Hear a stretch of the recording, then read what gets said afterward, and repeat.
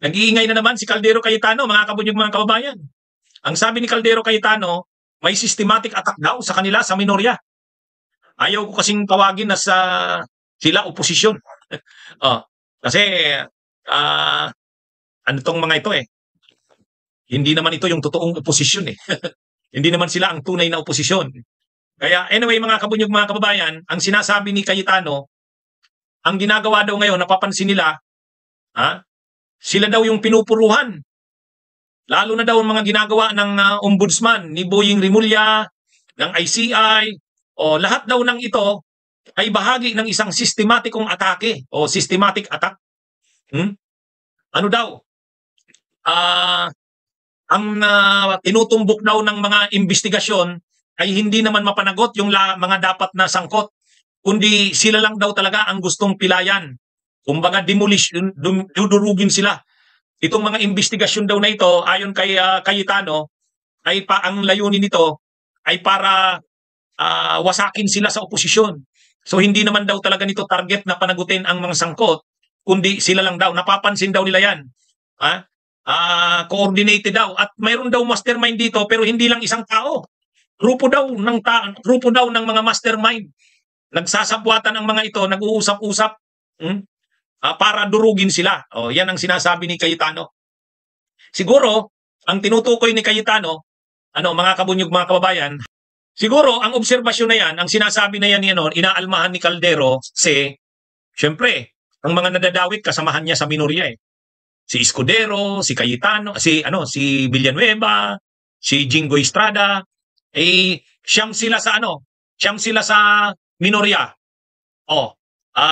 Ilan na yung nababanggit o nadadawit na pinapangalanan at yung mga nadadawit na si Escudero, si Jinggoy, si Villanueva, tapos ngayon si Bongo.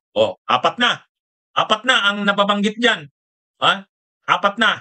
Ngayon ang sinasabi ni Cayetano, parang sila lang daw ang tinatarget. Bakit daw sa mga napapangalanan, mga kasamahan niya parang sila daw yung sistematikong tinatarget. Ang sagot diyan, Caldero Cayetano, kayo yung kayo yung may mga ebidensya Sa inyo may mga ebidensya Ang sabi nga niya ni Senador Ping Lacson, mag-iimbestiga sila at ang kanilang investigasyon sa Blue Ribbon ay based kung kanino tinuturo ng ebidensya. Kung kanino at sino ang tinuturo ng ebidensya, walang magagawa. Sabi ni Senador Ping Lacson, yun ang tinuturo ng ebidensya Ang problema kasi sa inyo, Cayetano, reklamo kayo ng reklamo na kayo lang yung tinutumbok. Kung mayroon kayong gusto ding i-expose, ilantad, panagutin, ilabas nyo rin. Ilabas nyo. May nagbabawal ba sa inyo na ilabas nyo rin? Alam nyo, kayong mga senador, may kapangyarihan, may kayo.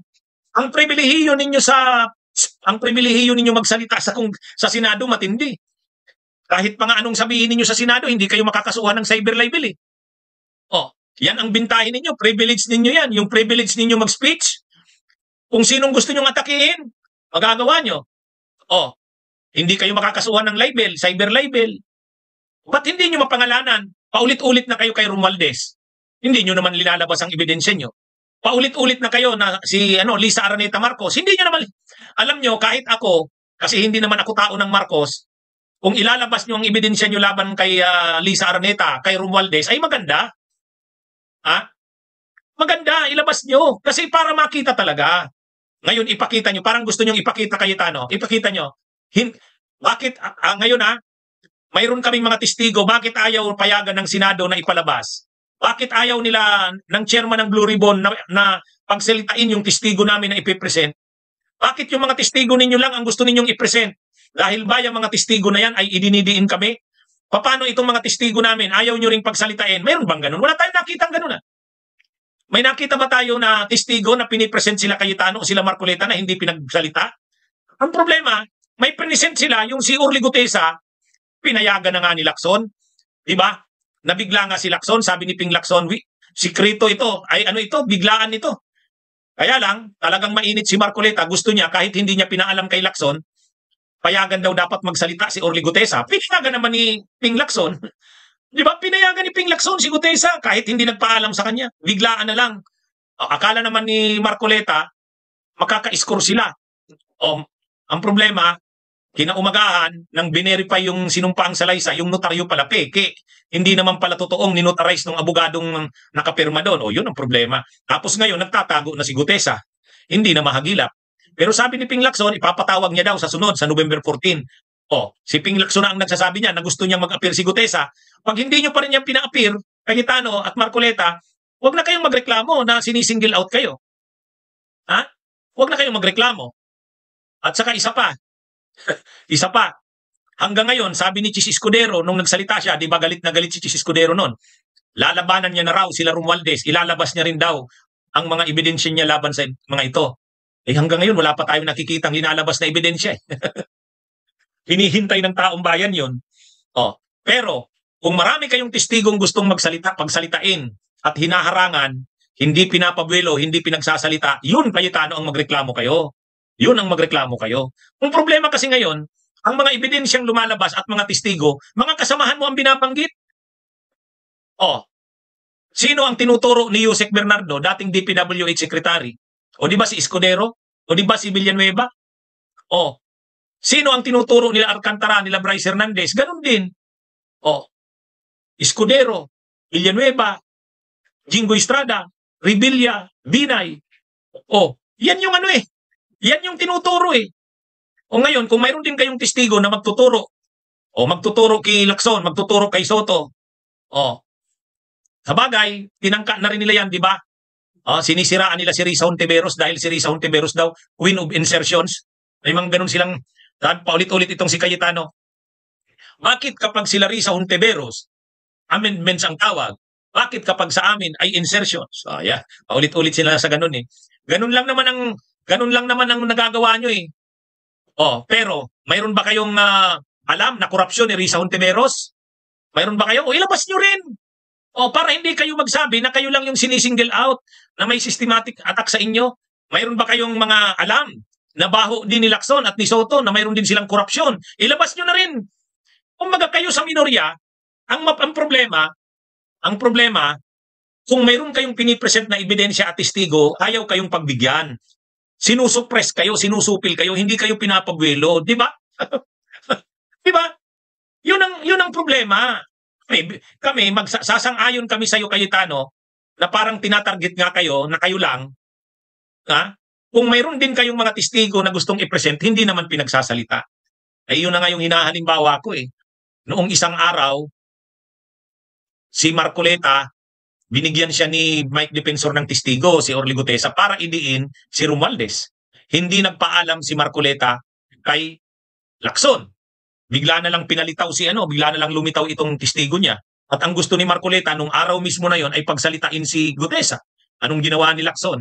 Pinagsalita, pinaghayaan si Sabi nga ni Lacson, may rule kami dito, dapat kung may ipipresent kang testigo, magpaalam ka muna ilang araw bago yung hearing. Wala, hindi ginawa yun ni Marcoleta. Pero hinayaan ni Lacson na magsalita. Paano mo ngayon sinasabi Lacson ay Cayetano na may tinatakpa, may pinipili. Ikaw kasi Cayetano bilang leader ka ng minorya, tulungan mo na ang mga kasamahan nyo. Sabihin mo, tulong-tulong na tayo, maghanap din tayo ng mga ebidensya laban diyan kila Rin Hontiveros, laban kay Lacson, kay Soto. Ipakita natin na hindi lang naman sila ang mga kasamahan natin sa minorya. Ang may mga issue ng korupsyon, sila mayroon din. Problema, wala ka namang may present na ganun eh. Di ba? Mga kababayan? Ay ako, kapag mayroon kayong ebidensya kila Romualdez, aaraw-arawin ko ditong topic si Romualdez eh. Kapag marami kayong mga pinipresent kayong nung linabas nyo si Gutesa, sabi ko, ayan, mayroong testigo na kay Romualdez. Dapat sagutin ito ni Romualdez. Di ba? Ganun yung ko. Kaya lang, kinaumagahan, yung testigo ninyong si Gutesa, na-expose na, nakuna na kaagad ng butas. Alam mo naman ito, Alan Peter Cayetano Caldero, alam mo naman na ito, Game of Thrones ito kung dun sa yung kung sa series na Game of Thrones. Anong Game of Thrones? Labanan ito, parang chess ito eh. Kapag may move sila, may move, counter move din kayo. Kaming mamamayan, kami ang maghuhusga, papanuuri namin. Mas yun ang gusto naming mangyari. Mas yun ang gusto naming mangyari. Habang naglalabasan ngayon, tinatamaan kayo sa minorya, pinangalanan si Escudero, si Jinggoy, si Villanueva, tapos si Bongo, imbestigahan na rin. Dapat kayo rin, maglabas na rin kayo. Oh, ilabas nyo na rin ang baho ni, maganda, yung magkapatid na tulpo, ibalabas nyo na rin yan. Yung baho ni Lacson, ni Soto, kung mayroon kayong ebidensya, maganda yun. Para makita naming mamamayan na kayo pala ay may mga ebidensya at testigo rin laban sa mayorya.